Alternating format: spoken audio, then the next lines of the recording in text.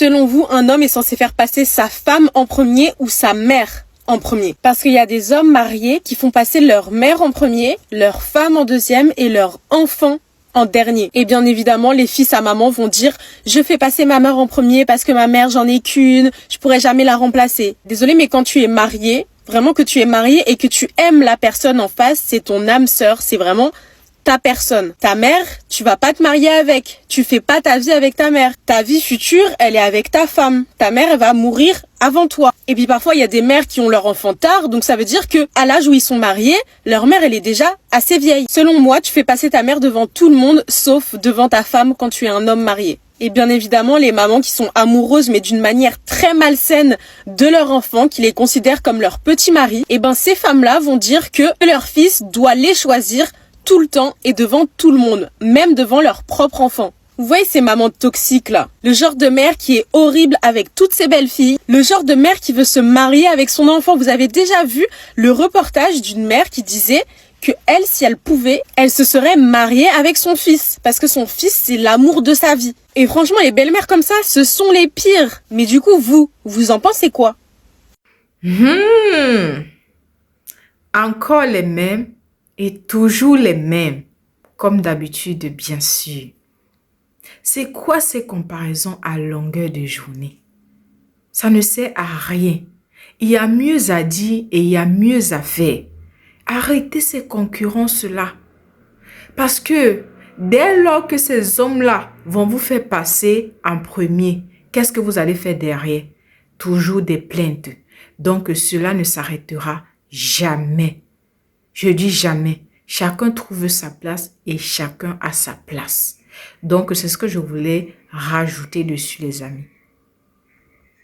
En tant que femme, on a une petite idée de ce dont on a besoin dans une relation avec un homme. Mais est-ce qu'on sait ce qu'ils veulent eux? Oui, parce que ces messieurs le disent un peu moins ouvertement. Et aujourd'hui, je te dis ce dont beaucoup d'hommes ont besoin, mais qu'ils avouent rarement. Et je ferai la même chose quand même pour les femmes. Un homme veut la paix chez lui. S'il rentre après une journée de travail, il ne veut pas de cris et pas de drame. S'il passe la porte du foyer et qu'il se sent sous pression, il sera prêt à faire comme s'il allait dans votre sens alors qu'il ne vous a même pas encore écouté. Pour garder ce calme intérieur qui lui est cher. Et pour être tranquille le plus vite possible. Un homme veut être respecté et admiré. Dans des petits détails simples. Merci pour ton aide, je sais que je peux compter sur toi. J'admire ta détermination dans ce projet. Il n'est pas question de valider tout ce qu'il dit, mais de souligner ce que vous voyez de bien. S'il a l'impression qu'il n'est pas important pour vous, il aura moins de zèle à faire des efforts pour la relation et pour le foyer. Ils veulent une femme fière d'eux, pas qu'on le critique ou qu'on le compare à d'autres. Si vous faites ça, vous détruisez sa fierté. Même s'il ne le fait pas savoir car il ne le fera jamais. Son carburant, savoir qu'il est utile et irremplaçable. C'est peut-être un peu cliché, mais c'est proche de ce qui les rend profondément heureux. Ce qu'ils recherchent dans un mariage, pas une rivale, pas une deuxième mère, une alliée et un soutien. Pas une femme passive ou une assistante, ni une femme soumise qui ne remet rien en question. Une femme qui donne son avis dans leur projet, pas pour les enfoncer mais pour les supporter et les encourager. Je crois en toi, j'ai trouvé ton opinion hyper intéressante. Un homme a besoin de tendresse. Il ne le demandera pas ou beaucoup moins car c'est pas vraiment ce qu'on l'incite à faire.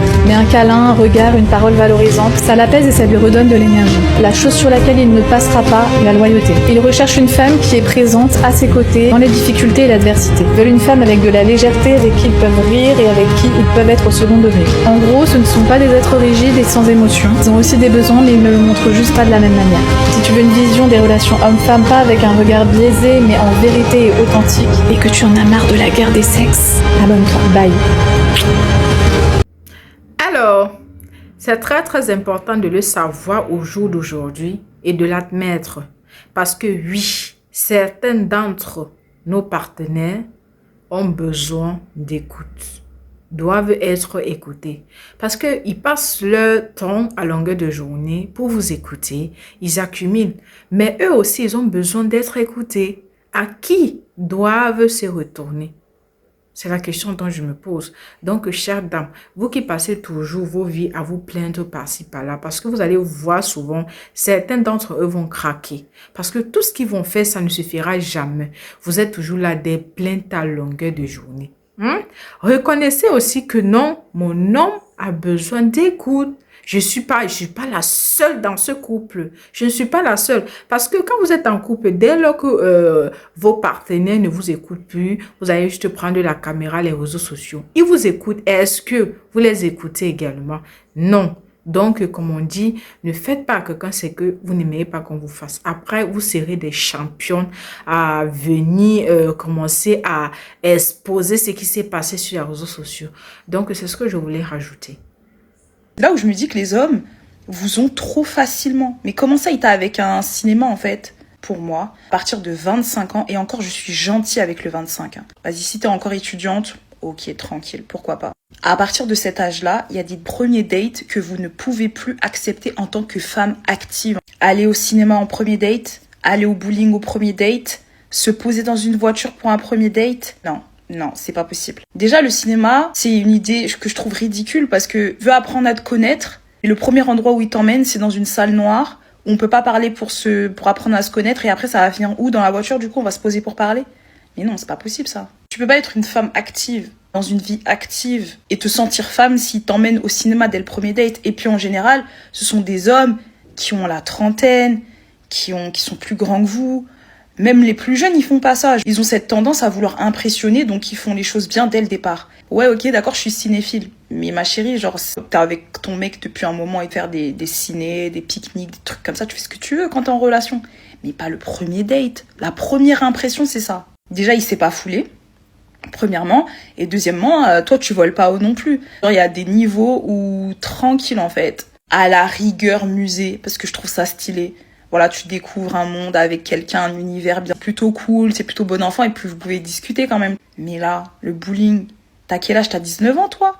Mais non, c'est pour ça que je me dis, mais les filles, réveillez-vous. Certaines, parfois, vous m'énervez. À partir d'un certain âge, tranquille.